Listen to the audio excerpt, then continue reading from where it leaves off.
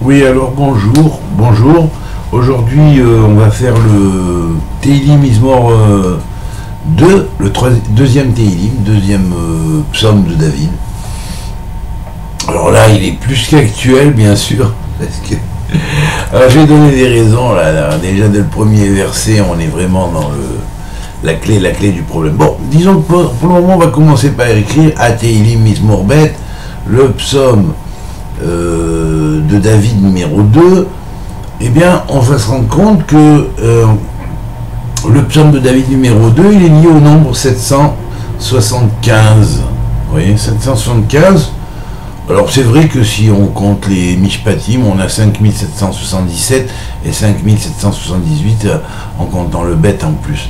Alors là, c'est vrai que ça pose un petit problème. Ça commencerait depuis 7775, c'est-à-dire qu'il y a la date il y a environ 2 ans en arrière, disons. On voit que de plus en plus Israël est préjuré et boycotté, et le peuple d'Israël, enfin l'État d'Israël, est complètement relégué dans les États carrément nazis ou néo-nazis, alors que ça n'existe pas, en réalité c'est pas vrai, c'est un grand mensonge qui est dû à une propagande très mensongère. Et là on a bien sûr au travers de cette allusion là, ça va s'étendre bien sûr, 5777, alors oui, alors là on est près effectivement de 76, 77, début 77, on est près justement du vote de l'ONU, de l'UNESCO, et bien voilà, on va voir que tout ça se reflète dans le psaume à merveille. Et puis alors bien évidemment 5778 qui sera la fin, et même 79, et bien le psaume sera réalisé complètement, puisque c'est quand on va compter aussi le total du mot, de l'expression elle-même, et bien voilà, nous arrivons à ça. Donc, vous voyez, après, bon, disons que si on compte les lettres, et bien aussi ça va s'étendre une autre petite période après, mais on pourrait espérer que ce sera plus calme et que ce sera à d'autres niveaux que ça se passera. Voilà, au niveau spirituel que ça se passera. Alors bien sûr, ici, on va commencer le psaume 2 en sachant déjà d'avance, il y a exactement 12 versets. Alors, les 12 versets, on pourrait dire, chacun pourrait très bien aussi avoir à faire, c'est pas pour rien qu'il y a 12 versets, si David les a induits, que ça a une relation aussi avec la réunion des 12 tribus d'Israël, puisqu'en fait, pour le moment, on est à une tribu et demie en Israël, les autres qui cherchent à monter, on les empêche de monter pour des raisons de religion, mais en fait, ils ne pouvaient pas être juifs et pratiquer de la même manière, même s'il y a des coutumes qui sont restées parmi les tribus, qui sont des coutumes qui ont été préservées de temps anciens, d'avant même l'exil de Babylonie, où les tribus s'étaient un peu réparties un peu partout dans le monde. Mais bon, ils ne peuvent pas être juifs, étant donné que le judaïsme est sorti après le retour de Babylonie.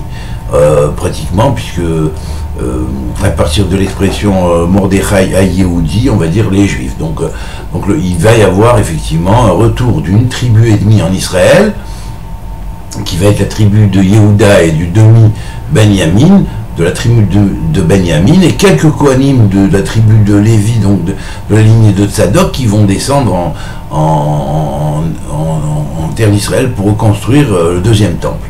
Alors bien sûr ici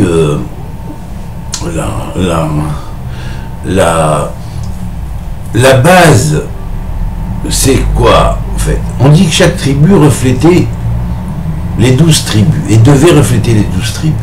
Ce qui fait qu'en fait, quand les 12 tribus étaient réunies, elles arrivaient à réunir entre elles, chacun l'expression complète de toutes les autres, elles-mêmes plus les 11 manquantes. Eh bien, ça faisait en fait 144 forces divines, ou base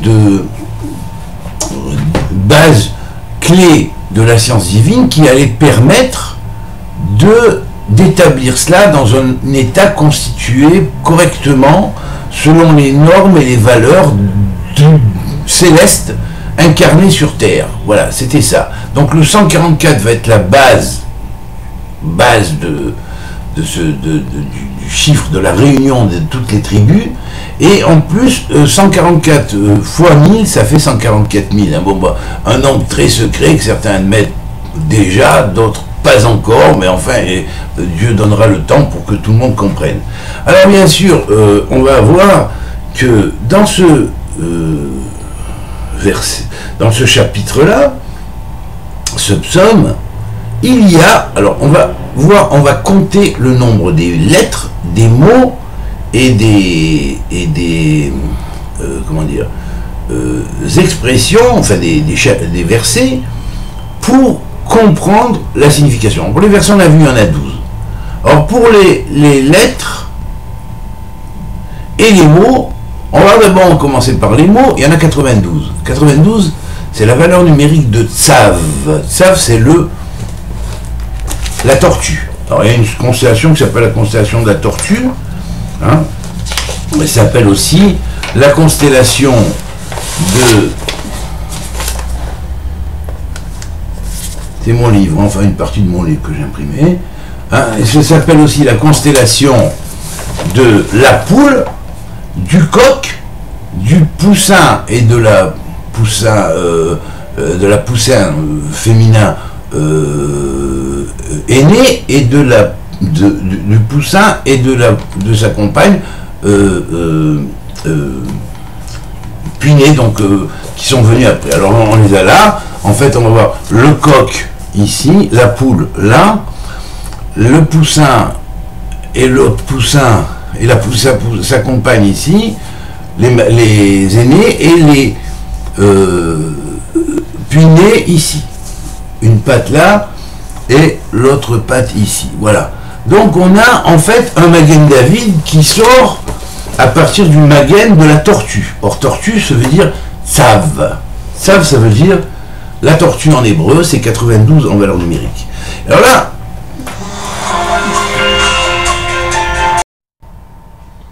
alors donc au centre de ce groupe de 6 étoiles, représentant le poussin, la femelle poussin, et le femelle poussin et le poussin, les 2 et 2, 4, ce qui fait, plus le père et la mère, ça fait 5 et 6.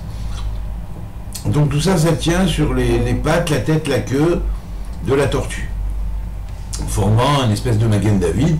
Et au centre, il y a une étoile qui s'appelle donc le Ken Sipor, le nid d'oiseau. Donc, alors maintenant, on va commencer à rentrer un petit peu dans la scan du texte. Avant ça, on va commencer à le lire. On va le lire en français directement, de façon que vous aurez compris. Alors, Lama Rakshu Goïm ou Leumi Miegurik, pourquoi se démènent les égaux des nations, des peuples, et les nations agitent-elles, et l'unité des nations agite-t-elle de 20 projets? Itiatsez-vous, ils se sont réunis ensemble, les rois de la terre. Nosodou Yahad, ils se sont unis tous ensemble, d'un seul coup. Ils se liguent ensemble contre l'Éternel et son oint.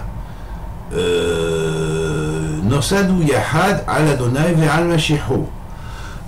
Nanatka et Mesorotemo ve'nashlicha mimenu avotemo. Et là, la chose, elle va vraiment avec la description du monde dans ce qui se passe aujourd'hui. Brisons, dit-il, leurs chaînes, rejetons loin de nous leurs liens, rejetons hors de nous leurs chaînes. Yoshev Bashamaim Ishak Adonai Ilhag Lamo. Et celui qui réside dans les cieux se rit, le Seigneur sera aideux. Az Yedeber Alemo Beapo ou Beaharono Yeva Alemo. Et alors il les apostrophe dans sa colère et dans son courroux, il les terrifie. Voilà. Et 6, nous allons continuer, alors ça c'est...